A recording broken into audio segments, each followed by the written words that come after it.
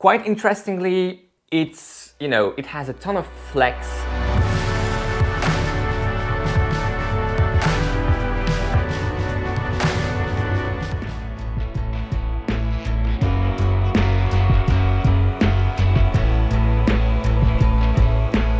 Hey everyone, and welcome back on the channel. My name is Alex, and in today's video we are reviewing one of Asics' new releases for 2022, the Asics Gel Nimbus Lite 3.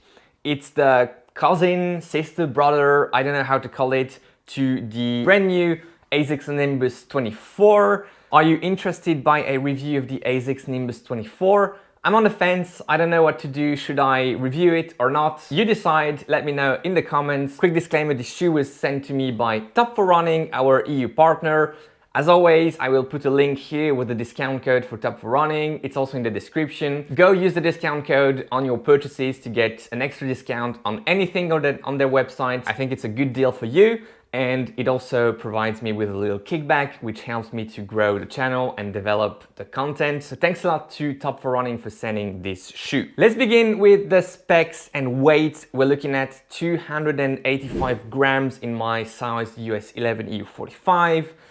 It's a reasonable weight. It puts it around the same weight as, for instance, the Velocity from Puma, quite heavier than something like the Max Road 5 from Skechers or the Hyperion Tempo from Brooks. So the weight isn't bad, but some other shoes doing the same job are lighter, and it depends if you are paying attention or not to the weight. I don't think it's that crucial, but here you have it, 285 grams. Width of the platform, this is really interesting. It's very wide, with the likes of Clifton 8, Adistar, very wide platform, especially in the midfoot where you have really a wide platform, and the heel as well is quite wide. This translates to the fit, and we'll come back to that in a second right after the specs and the stats. But wide fit, I think here you have something for you. Stack heights, this is a special animal because we don't find many shoes with those numbers nowadays. 25 millimeters in the heel, 15 in the forefoot, 10 millimeters drop. The closest shoe recently released, or at least, in the last few years, was the Pegasus Turbo 1 2818, I believe. However, there's one caveat to that. 2515, as per Asics sort of guidelines, is, I believe, without the insole, that would add an extra 3 or 4 millimeters. So I think we're looking more at something like 2919. Still, it's not the type of stack height that is very popular nowadays, and it makes it an interesting shoe if you're looking for something a bit lower to the ground. Durometer score, the Flight Foam EVA-based foam is at 34.3 on the Durometer scale, and very interesting, the outsole, AHAR Plus outsole is at 53, I believe, in the low 50s. And that combo gives the shoe a softness that is quite unique, comparable to the New Balance More V3 or the Skechers Max Road 5, at least in terms of durometer numbers. The sensations and the purposes of those shoes are different, but there you have it. If you know those shoes, at least you have a good comparison point. Coming back to the fit, I mentioned it when discussing the width of the platform. It's a very generous, very accommodating type of fit. So if you have wide fit, I think this shoe may really work for you, especially here in the forefoot, midfoot. You have plenty of volume in the toe box. The upper isn't really stretchy as such, but you have really a lot of material, and you have a lot of room, a lot of volume in the forefoot, in the toe box. The midfoot is really, providing you with lots of volume as well, to the extent that I didn't get the best of lockdowns in the midfoot because I have a regular, foot shape. And this, I think, would require some foot volume, some extra foot volume, just to feel in that shoe properly. So there you go, wide fit. I think you may be looking at this shoe, although it's not a 2E type of fit, it's wide. Upper engineered mesh, nothing to write home about. I think the outstanding feature here is the tongue, stretchy tongue, as you can see here. It's an interesting feature. I didn't like the way it worked for me. I just couldn't really get a nice wrap, a nice sensation with it. It felt a bit too thin here on the upper part of the tongue, and the stretchy feature,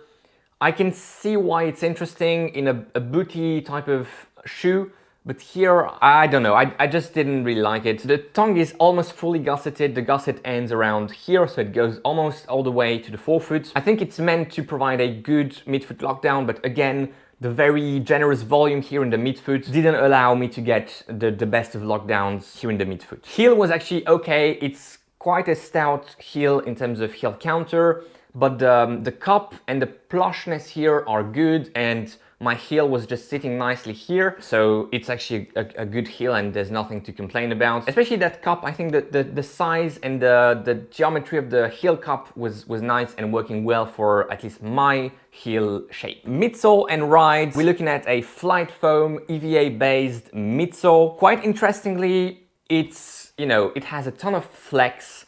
It has a feel that is actually on the, you know, firmer side of things, despite the low geometry score of 34, and it rides softer than the feel of it. It rides actually quite in line with a geometry score of 34.3, so subjective feelings matching the objective numbers. As always here on the channel, comparing the two. By the way, if you're not a subscriber yet, please consider subscribing, liking the video. I think 65% of the viewers are not subscribed to the channel. It would really help me if you click on that subscribe button and join the channel. It helps the algorithm, you know, to show higher numbers and promote the channel. Thanks a lot for doing that. I really appreciate you taking the time to subscribe. The ride of the midsole is interesting. It's on the soft side of things with a little responsiveness, nothing too much, just a little bit of responsiveness. It reminded me on the first couple of runs, easy runs of the Hyperion Tempo. And then I took this shoe for a, I think, 20 minutes threshold session right off the bike. So, you know, bike session and then jumping into the shoes.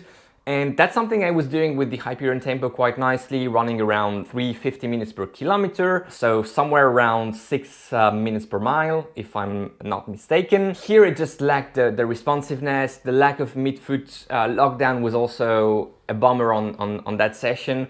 And compared to something like the Hyperion Tempo that was capable of doing easy runs and then picking out the pace, it was really shining in those transitions between easy and tempo endurance paces. This shoe just doesn't have that versatility. It's absolutely fine at tempo paces, but it wouldn't be my first pick. And that's, I think, mostly because of that midsole, and you know, it just doesn't have the responsiveness that you would expect. If you're looking for something, however, with, you know, a bit lower to the ground, a bit more ground feel in the forefoot, having some softness and a bit of responsiveness for, I would say, recovery, easy, and maybe endurance paces, this is a good shoe to look at. I think also the geometry score of the outsole isn't really helping to get more responsiveness. I think something a bit more firm would help here to encapsulate and maybe, you know, provide a bit more firmness in that forefoot push on.